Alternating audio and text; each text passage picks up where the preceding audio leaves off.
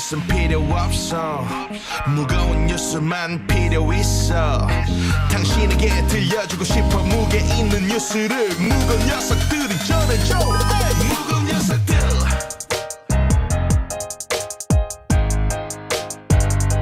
무거운 녀석들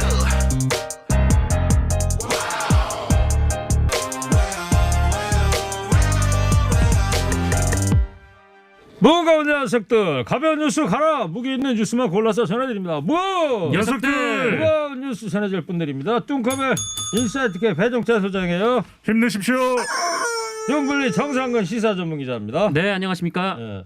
주말들 잘 보내셨어요? 네. 네. 근데 되게 야위어 보시네. 안 됩니다. 네. 머리를 깎아서 그래요, 배 소장님? 이 주말에 특히 오늘 자고 오면을 못했습니다. 아 그래요? 왼쪽에 고기, 오른쪽에 냉면. 그 뭐였어요 그러면? 좀 시간이 없어가지고 예. 못 먹었습니다. 못 먹었어요 점심을? 네. 아유, 사탕이라도 하나 드려요? 빵 사탕 있나요? 없어요. 자, 코너 끝에 방송만 잘 듣고 계시면 금세 맞출 수 있는 무게 있는 퀴즈 드릴 거고요.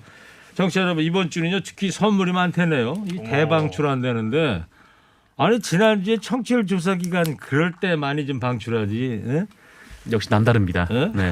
자, 먼저 그 산업부 폐기 자료 놓고 정치권 공방이 뭐 요즘 블랙홀입니다. 예. 네. 국민의힘은 국정조사 특검 요구하고 있어요. 네, 이 국민의힘은 정부가 비밀리에 북한의 원자력 발전소 건설을 추진했다 이렇게 주장하면서 이에 대한 국회 국정조사를 요구를 했습니다. 김종인 비대위원장이 어제 오후에 긴급 대책회의를 열었는데요. 이 자리에서 해당 사건이 경천 동지할 만한 중대한 사안이다라면서 정부가 의혹을 밝히지 않는다면 국회 차원의 국정조사가 필요하다 이렇게 얘기를 했고요. 이 주호영 원내대표도 이 청와대를 향해서 이 북한 원전 지원이 이적행위가 아니면 무엇이 이적행위냐라면서 특검과 국정조사 실시를 주장했습니다. 네. 그러니까 산업부 거기 목록에 북한 원전 요 목록 제목이 지금 삭제됐다는 거 아니에요? 그랬더니 네, 그 제목이 목록이 삭제가 이게 됐다. 바로 북한에다가 우리나라에서는 탈원전 추진하면서 북한에다가는 원전을 지어주려고 하는 이른바 이적행위하는 거 아니냐. 네, 네, 이런 주장인데 이런 주장에 대해서 지금 청와대는 국민의힘 공세를 신북풍이다 이렇게 규정을 하고 있지 않습니까? 그렇습니다. 이게 정치적 공세로 이어지는 것을 경계하는 입장을 보였는데요. 청와대에서는 색깔론이다. 산업통상부의 자료는 단순 아이디어 차원에서 내부적으로 검토되었던 것이고 실제로 그 내용조차도 국민의힘에서 주장하는 내용과는 거리가 멀다. 이렇게 이야기를 하고 있고요. 네. 이것은 마치 선거를 앞두고 북풍으로 규정을 했습니다. 네. 그 2018년 4.27 남북 정상회담 때 그 도보다리 그 파란색 도보다리 있었잖아요. 네네. 그 회담이 있었는데 이 자리에서 문 대통령이 김정은 위원장에게 USB를 전달했다. 이런 조선일보 보도가 있었단 말이에요. 근데 당시 현장에 있었던 사람들, 윤건영 의원이나 이런 사람들 보면 사실이 아니다 이렇게 반박을 하고 있잖아요. 네, 이 조선일보가 제기했던 의혹인데 그 2018년에 이 문재인 대통령과 김정은 위원장이 이 판문점 정상회담을 했을 때 이 도보다리 회담에서 두 사람이 독대를 하지 않았습니까? 예. 이 자리에서 문재인 대통령이 이 김정은 국무위원장에게 이 원전 건설 관련된 내용을 얘기했다. 뭐 그리고 USB를 건넸다. 이런 주장이었는데 이게 뭐 어떤 특정한 증거가 있는 건 아니고요. 그러니까 일종의 뭐 정황입니다. 이게 당시에 두 사람이 독대를 하는데 전문가들이 입 모양을 보니까 문재인 대통령이 발전소라는 단어를 얘기를 했다라는 거예요. 그리고 산업부가 이 문재인 대통령의 이 발언이 있은 지 며칠 뒤에 해당 문건을 만들었다라고 지금 조선일보는 주장을 하고 있는데 그런데 당시 현장을 보좌했던 조한기 전 청와대 의전 비서관이 이 북측에 발전소 관련 USB 자료를 건넨 건 맞는데 이 도보다리에서 문재인 대통령이 준 건 아니고 또 통일부에 따르면 이 북측이 전달한 자료는 이 신경제 관련 그 신경제 구상 관련이었고 여기에 또 이제 원전 관련 내용은 없었다 이렇게 얘기를 했습니다. 네. 그 당시 이제 만 3년 다 돼 가잖아요. 네. 네. 예, 이번 4월이 되면 만 3년 년이었으니까요. 네. 그 장면 다 기억하실 거예요. 네. 그 새소리만 이렇게 쭉 나고 있었고 네. 문재인 대통령하고 김정은 위원장 둘이서 뭐 이야기하는 장면이 전 세계로 도보다리죠. 네. 네. 근데 그때 당시에 USB를 그 도보다리 그 잿더리에 있는 테이블에 거기 앉아가지고 줬다는 건데 네. 거기에서 안 줬다는 거 아니에요?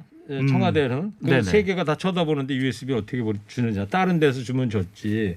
그리고 그 USB 안에는 원전의 원자도 들어가지 않았다. 뭐 눈에 안 보이는 USB가 있나요? 예?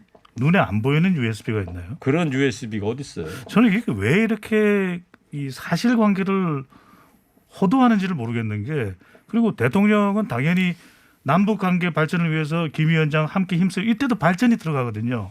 그런데 발전이라는 글자만 나오면 다 발전소인 건지 네. 정말 너무 억지 춘향이 아닌지. 예, 알겠습니다. 그 산업부는 이 논란에 대해서 어떤 입장을 보이고 있죠? 네, 산업부는 말 그대로 아이디어 차원의 내부 검토였고 그것도 국민의힘에서 주장하는 것은 거리가 멀다라는 이야기를 하고 있습니다. 지난 31일 언론에 배포했던 산업통상자원부의 자료인데요. 북한 원전 건설 추진 논란 관련해서 산업통상자원부의 입장 자료입니다. 산업부 내에 있는 보고서 북한 지역 원전 건설 추진 방안의 내용과 작성 경위 및 작성 이후의 경과 등을 확인했고요. 정부가 북한에 원전을 지어주려고 했다는 주장은 사실이 아님을 확인하였다라고 밝혔습니다. 이게 제목만 가지고 이제 이 정치적 공방이 이루어지고 있는 것인데 이게 본문 4쪽, 참고 자료 2쪽 등 총 6쪽 분량이라고 합니다. 그러니까 많은 내용이 아닙니다. 근데 서문 내용에 보면은 동보고서는 내부 검토 자료이고 정부의 공식 입장이 아니다. 그리고 이 보고서의 참고 자료의 마지막 부분을 보면 북미 간 비핵화 조치 내용 수준 등에 따라 불확실성이 높아 구체적 추진 방안 도출에 한계가 있으며 향후 비핵화 조치가 구체화된 이후 추가 검토가 필요하다라고 한계까지 기술하고 있는데 네. 이게 뭐 원전을 지어주려고 했다 무슨 내용이냐라고 반박을 하고 있는 것이죠. 예, 지금 북한에 뭘 하나 물자를 넣으려고 해도 유엔 제재 때문에 뭐 들어가지 못하잖아요. 네네. 더군다나 원전이라는 거는 이 북한이 고강도의 이 대북 제재를 해제하진 않으면 이게 네. 도저히 지어질 수 없는 건데 예, 이런 논란이 지금 벌어지고 있다는 게 그렇고요. 그리고 이 문건이 박근혜 정부 시절에 만들어졌던 주장도 있었는데 그건 또 사실이 아니라면서요. 네, 윤준병 더불어민주당 의원이 이 산업부가 삭제한 문서 가운데 그 상당수가 그 원전 추진 논리 자료 등등 이 박근혜 정부 당시 문서였다 이렇게 반박을 했습니다. 이 산업부가 북한 원전 검토 자료도 박근혜 정부부터 아이디어 차원에서 검토한 것이다 이렇게 얘기를 했는데, 근데 산업부는 뭐 해당 문서는 2018년 4월 27일 이 남북 정상회담을 개최한 이후에 이 남북 경협이 활성화될 때를 대비해서 만든 것이다라면서 이 박근혜 정부 때 만들었다는 사실을 이제 부인했습니다. 네. 청취자 9632님께서 190 허리케인 라디오 너무 재밌어요. 이 시간이 너무 기다려집니다. 내일 사랑하는 집사람 생일입니다. 커피 한 잔 주시겠어요? 좋은 선물이 될 것 같습니다. 예. 자, 신청곡으로 최일구의 인생 뭐 있니? 혹은 겨울 아이 이렇게 하셨는데 커피 한 잔으로 때우시려고 그러세요. 내일 저 생일이신데 아무튼 저 커피는 보내드리는 걸로 하고 신청곡은 조금 이따 다시 저 틀어드리는 걸로 명곡이잖아요. 하도록 하겠습니다. 인생 뭐 있니.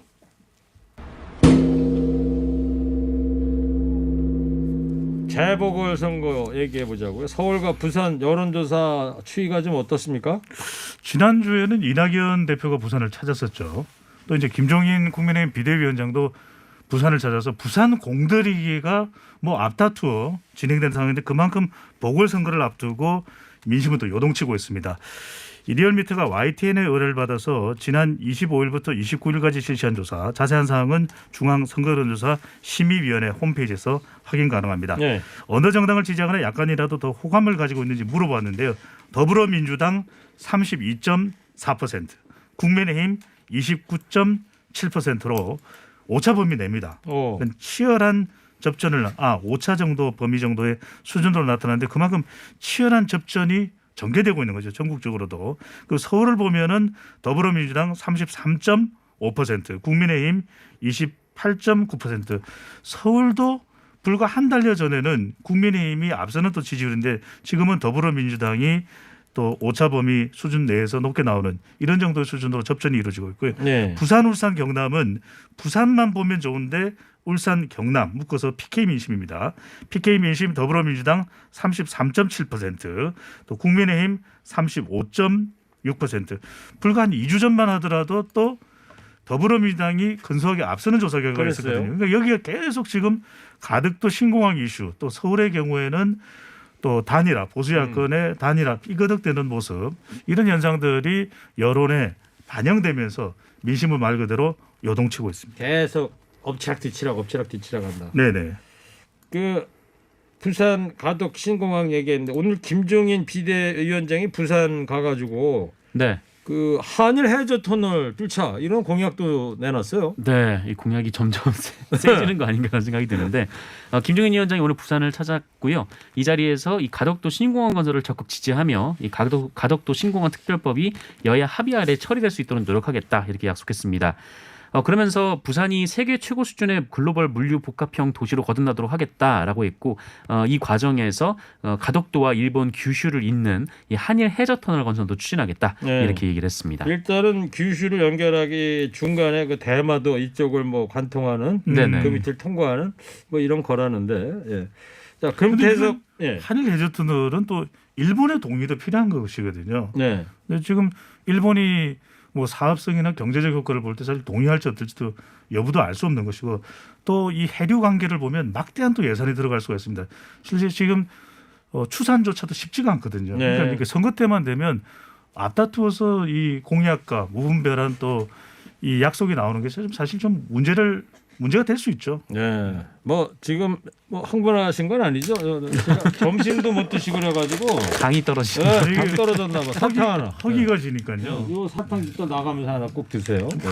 큰 걸 하나 주시죠. 큰 거요? 다 조그만 건데. 네. 자, 금태섭 전 의원은 서울시장 출마를 이제 선언했습니다. 동시에 절묘한 그 카드입니다. 국민의당 안철수 대표한테 제3지대에 가서 1대1 경선 단일화하자 이걸 제안을 했다고요. 이게 일종의 도전자 주목 효과를 노리는 거죠. 그러니까 지금 서울시장 보궐선거에서 보수 야권을 따져보면 안철수 대표는 저만치 앞서간다고 봐야 될 겁니다. 이게 대체적인 여론조사를 종합적으로 추산해 보면 그러면 쫓아가는 금태섭 전 의원 입장에서는 안철수 대표와 국민의힘 단일화 이전에 본인과 단일화를 하게 되는 경우 금태섭 전 의원은 결과와 상관없이 상당히 주목받을 수가 있는 그렇겠죠. 거죠. 바로 이 효과를 노린 것이 제3지대 1대1 경선 네. 안철수 대 금태섭 경선을 한번 펼쳐보자. 이 제안을 한 것인데 이것만으로도 지금 우리 허리케인에서도 다루잖아요. 그만큼 금태섭 전 의원으로서는 주목 효과를 톡톡히 누리고 있다. 이렇게 볼 수 있는데 김종인 비대위원장이 이런 이야기를 했습니다. 금태섭 전 의원까지 포함해서 단일화를 구상 중이다. 바로 이것도 금태섭 전 의원이 좀 탄력받아서 제3지대 1대1 경선을 제안하는 이유로 보입니다. 예. 안철수 대표는 이에 대해서 뭐 반응이 있나요? 아직 없나요? 아니요, 뭐 부정적으로 이야기하지는 않았습니다. 한번 만나보겠다라고 이야기를 했기 때문에 두 사람이 해동을 하게 되면 조금 더 구체적인 내용이 나올 수가 있는데 지금은 이제 선거 전략을 두고서 아주 머릿속이 복잡해지는 상황이 되겠죠. 예. 그 안철수 대표 전화번호 몰라요? 070이에요? 070이에요? 네네. 사무실 전화 아닙니까? 정의당 얘기도 좀 해보자고요. 비대위를 출범시켰네요, 결국에. 네, 정의당이 비상대책위원회를 꾸렸습니다. 지난 주말에 김종철 전 대표의 성추행 사건 수습을 위해서 당 최고 의사결정기구인 전국위원회를 열었는데요. 이 자리에서 지도부가 사건에 대한 책임을 지고 총사퇴하는 대신에 비상대책위원회를 가동하기로 했습니다. 비대위원장은 현 강은미 원내대표가 선출이 됐고요. 네. 강은미 원내대표는 비대위 구성의 전권을 갖고 차기 대표 선출 때까지 당을 이끌게 됐습니다. 네. 그리고 이 재보궐 후보 공천 여부에 대해서는 논의가 결론이 안 났는데 일단 선거 일정을 중단하고 심도 있게 논의하기로 했습니다. 예. 저는 허리케인 라디오 앵커 DJ 최일구의 인사이트 K 배종찬 소장, 정상근 시사 전문기자 함께하고 있습니다. 자, 코로나19 사회적 거리두기 현 단계를 이제 설 연휴 끝날 때까지 2주일간 더 연장이 들어갔습니다. 네, 오늘부터 14일까지 이 수도권의 사회적 거리두기는 2.5단계 그리고 비수도권은 2단계 조치를 연장하기로 했습니다. 그리고 전국적으로 5명 이상의 사적 모임 금지 조치도 2주 더 연장하기로 했는데 이에 따라서 이번 설 연휴에도 고향이나 친지 방문 가족 간 모임이 어려워진 상황입니다. 네. 특히 직계 가족이라도 거주지가 다를 경우 5인 이상 모임을 가질 수가 없고요. 위반할 경우 개인당 10만 원 이하의 과태료를 부과하게 됩니다. 네. 그러니까 5인 이상 모이지 말라는 거는 4명까지만 모여라. 가능하죠. 네네. 그러니까 서울에 아들이 있어요. 결혼해서 자녀가 둘이 있는 큰아들이 있어. 그럼 그 식구만 4식구 아니에요. 네네, 그렇죠. 근데 이 4명이 고향을 가면은 어르신 2분이 계신다 이거예요. 그럼 6명이 되니까 위반이 되는 거죠. 위반이 되는 네. 거 아니에요. 예. 그러니까 그것도 그렇지만 이제 설 대목 앞두고 자영업자분들이 참 특수를 고대했었는데 이게 참 큰일입니다. 네, 이 연장됐죠. 이 연초 이 특별 방역 대책이 연초에 실시가 된 이후에 계속 연장이 되고 있는 상황인데 두 번째 연장된 거죠. 그렇죠. 왜냐하면 설 연휴가 왜 중요하냐면 이때가 자영업 하시는 분들의 대목입니다. 예. 그러니까 전통시장을 찾아서 또 선물 꾸러미를 또 싸고 또 보내기도 하고 훈훈한 마음이 또 고향으로 전달되는 시점인데 이 경우에는 이 자영업 하시는 분들이 결정적인 타격을 사실은 받을 수밖에 없는 상황이고 왜 설 연말 선물 주문하면 안 돼 이렇게 생각하실 텐데 대부분 지금 설 연휴 특수를 누리고 있는 것은 주로 대기업의 유통망입니다. 그러다 보니까 아무래도 자영업자 또 우리 이 골목 상권은 더 타격을 받을 수밖에 없는 것이거든요. 그렇죠. 그러다 보니까 이렇게 되면 우리는 상당히 어려울 수밖에 없다. 그런데 최근에 이제 버팀목 자금도 지원이 됐었고 또 4차 재난지원금도 논의가 되고 있습니다만 지금 임대료조차 감당을 못하고 있는 상황에서 정부의 지원이 충분하지가 않거든요. 그런 만큼 무엇보다도 지금 설 명절 연휴를 앞두고 자영업 또 소상공인 분들에게 어떤 좀 보상과 또 지원이 이루어져야 될지 심각하게 고민을 해야 되는 단계입니다. 네. 정세균 총리가 확진자 추세가 만약에 좀 꺾이게 되면 설 전에 방역 조치를 조금 완화해 볼 수도 있다 이런 얘기를 했어요. 네, 그러니까 이번 주 상황이 매우 중요하다라는 것이 정세균 총리도 그렇고 방역 당국의 판단이기도 합니다. 이번 주 상황을 좀 지켜보고 좀 안정세에 들었다는 믿음이 생기면 이 설 연휴 전이라도 좀 방역 조치 완화를 검토를 하겠다라는 게 정세균 총리의 입장인데 네. 중앙사고수습본부 손영래 사회전략반장도 지난주 확진자 증가 추세가 일시적인지 아니면 감소세가 이제 전환되는 것인지 이거를 지금 판단하기가 좀 어렵다. 그래서 이번 주까지는 좀 봐야 된다라고 얘기를 했습니다. 네. 우리가 지금 거리두기에서 가장 중요한 게 핵심적인 게 5인 이상 사적 모임 금지하자는 거하고 네네.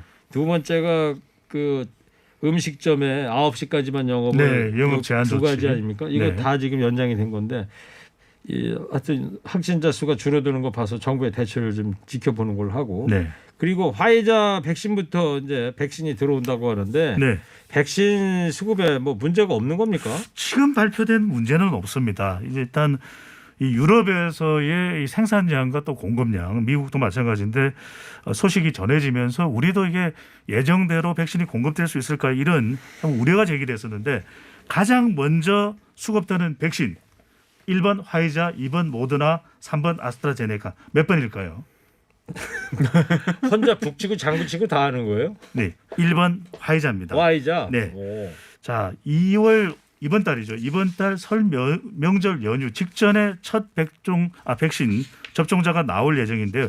1분기 안으로 화이자 6만 명분이 사실상 확정이 됐습니다. 네. 그래서 6만 명분이 이제 첫 번째가 될 것이고 또 상반기에는 아스트라제네카 백신 최대 219만 명분이 코백스를 통해서 도입이 됩니다. 네. 그러면 이제 많이 궁금해하시는 부분이 아니 5,600만 명분에다가 추가해서 2천만 명분이 더 확보가 됐다는데 언제 들어오느냐? 순차적으로 한 3분기에 대량으로 공급이 될 예정이고 또 두 번 접종을 받아야 되잖아요. 예. 이 존슨앤존슨, 얀센을 제외하고는 두 번을 접종받아야 되기 때문에 그것은 또 이제 11월까지 계속 이어질 텐데 일단은 현재의 계획상으로만 놓고 보면은 백신 수급에 큰 차질은 없습니다. 하지만 예. 유럽이나 미국의 생산 상황을 보면 조금의 차질이 있지 않겠느냐 이런 걱정의 목소리도 나타나고 있습니다. 예. 그럼 백신 들어오는 것도 그렇고 앞으로 또 접종하면서 또 여러 가지 시행착오들도 네. 생길 것이고요. 예. 방금 전에 그 돌발 퀴즈가 중요합니다. 1번 화이자였다는 거. 중요합니까? 네. 밑줄 몇 개 쳐요? 6만 개입니다. 6만 명분 들어온다고요? 네. 네. 너무 뻔한 힌트다. 예. 자, 아스트라제네카가 고령자에겐 효과가 없다 이런 논란이 일고 있는데 네. 오늘 저 식약처 전문가 자문 결과가 이제 발표된다는데 발표했어요? 어떻게 됐어요? 아직 이제 발표됐다는 얘기는 좀 전해지지 않고 있는데요. 이 아스트라제네카 백신이 고령층이 맞을 수가 있는 것인가 이 부분을 두고 지금 논란이 좀 일고 아직 있습니다. 발표가 안 됐답니다. 네네. 왜냐하면은 이 독일이 이 해당 백신의 65세 이상 접종을 금지를 했기 때문인데, 그래서 이 식약처가 전문가 자문 결과를 오늘 이제 내놓는다라는 것이죠. 그래서 이 아스트라제네카 백신이 논란이 되고 있는 거는 그 임상 시험에 참여한 만 65세 이상 고령층 비율이 한 대상자의 한 10% 정도밖에 안 되기 때문입니다. 이 옥스퍼드대가 이 백신을 개발을 했는데 윤리적 이유로 그 안정성과 관련된 충분한 데이터를 확보하기 전에는 이 노령층에 대한 임상을 원하지 않았기 때문인데요. 그래서 이 백신이 고령층에 얼마나 잘 작용할지를 두고 뭐 충분한 임상 결과가 없다라는 이유로 지금 독일 등에서는 지금 금지를 하고 있는 상황이긴 합니다. 근데 예. 이 부분에 대해서는 이걸 하나 좀 더 숙지를 해두실 필요가 있는데, 아니 고령자한테 그러면은 아스트라제네카 말고 화이자나 모더나를 접종하면 되지 왜 그게 문제가 되지 이렇게 생각하실 수 있잖아요. 근데 화이자의 경우에는 영하 70도씨의 콜드체인 냉동고가 필요합니다. 네. 그러니까 고령인 분들을 자꾸 이동을 시켜서 접종을 할 수가 없는 것이거든요. 그렇기 때문에 가급적이면 아스트라제네카를 접종시키려고 했던 것인데 네. 독일의 경우에는 65세 이상에게 접종을 하지 말도록 조치를 취하는데 우리 전문가들은 좀 이견이 있더라고요. 그래서 가능하다 안 가능하다 이게 있기 때문에 그런 만큼 또 앞으로 연령대가 높은 65세 이상 분들에게 과연 어떤 것이 최적일지 이걸 좀 집중적으로 검토될 필요가 있겠습니다. 네. 그러니까 이게 접종이 백신 접종이라는 게 우리가 코로나19 검사 받으러 선별진료소 가듯이 네. 동네에 있는 게 아닌 것 같아요. 네. 동네마다 설치되는 게 아닌 것 같더라고. 그러니까 화이자나 모더나 같은 경우에는 이 콜드체인이 필요해서 별도의 이제 접종 센터를 뭐 지자체마다 하나씩 그렇죠. 짓고 그러니까 서울 같으면은 그 을지로 중앙 국립의료원 거기에다 그 설치를 했다는 거고. 네. 그러니까 접종 예약이 되면 거기까지 찾아가야 되는 가야 거예요. 되는 네, 네. 네. 선별진료소 마냥 동네 주민센터 가듯이 그렇게 갈 수 있는 건 아닌 것 같아요. 네, 근데 이제 아스트라제네카나 이제 노바백스 같은 경우에는 조금 이렇게 독감 백신처럼 유통이 좀 편하기 때문에 네. 그거 같은 경우는 이제 동네 의원에서도 맞출 수 있는 가능성이 있다라는 것이죠. 그 백신 종류에 따라서 장단점이 있기 때문에. 그래서 네네. 아스트라제네카는 상온 보관이 가능하다고 하거든요. 네. 그래서 좀 더 손쉽게 접종이 가능했는데 이게 고령자 문제가 되면 과연 이걸 화이자나 모더나를 접종시켜야 될 경우 어떤 조치를 취할 수 있을지가 검토돼야 됩니다. 뭐 전문가가 다 되신 것 같아요. 예? 네? 전문가 다 되신 것 같아요. 아니 빵 사탕 먹으려고 그랬는데 안 주시니까. 자, 주무시다가 봉창 두드리는 문자가 하나 오셨는데 1207님께서 배종찬 소장님은 천재입니다. 이게 뭔 소리예요? 오늘 뭐 천재적으로 한 게 있나? 없는데. 배 소장님은 원래 노력형이죠. 그럼요. 예. 99%의 노력이죠. 자, 방송만 잘 듣고 계셨으면 금세 맞힐 수 있는 무게 있는 퀴즈 드릴게요. 이번 달에 백신 들어옵니다. 이르면 설 연휴 직후에 접종을 시작할 것 같고 코로나 최전선에 싸우는 의료진이 먼저 맞게 됩니다. 국내에 가장 먼저 들어올 백신은 95% 예방 효과를 보였던 이 백신인데 이 백신 이름이 뭘까요? 등커벨 힌트 주세요. 뚱블리 정상 기자. 네. 이 백신을 맞고 나설 때는 우리가 화이팅 아니고 다르게 이야기를 한다면서요. 뭐 지화자 이렇게 여보세요. 화이팅하고 한 글자만 다른 거죠. 네네. 네, TBS 앱이나 50원 유료 문자 샵 0951로 정답 보내주세요. 선물 준비되어 있습니다. 마음까지 편안한 소파 G2 가구에서 커피 기프트콘, 환도 화장품에서 스펠라 여성용 화장품 세트를, 전국 자동차 정비업체 판매 원바이오 케미칼에서 큐마크 품질 인정 온실가스 매연 감소제를, 파크론에서 우리 가족 건강 지켜주는 워셔블 온수 매트를, 아이들도 마실 수 있는 1년 발효 유기농 프리미엄 탄산음료 베리클, 달콤함과 행복한 맛을 선사하는 타르트면과 카페민용에서 디저트 상품권, 이 자연성분 화장품 라피네제이에서 피부 탄력 회복에 좋은 렉스리 크리에이티브 3종 세트를 드립니다. 협찬 상품이 좀 바뀌었네요. 그러네요. 그래서 입에 좀 안 닿아가지고 약간의 그 네. 발음상의 문제가 있었던 것 같습니다. 굉장히 어렵네요. 라피네제이가 어려웠네요. 라피네제이. 네. 자, 지금까지 오늘 무게 있는 뉴스들, 무거운 녀석들이 전해드렸습니다. 인사이트계 배종찬 소장, 정상근 시사 전문기자였습니다. 두 분 고맙습니다. 무거운 녀석들.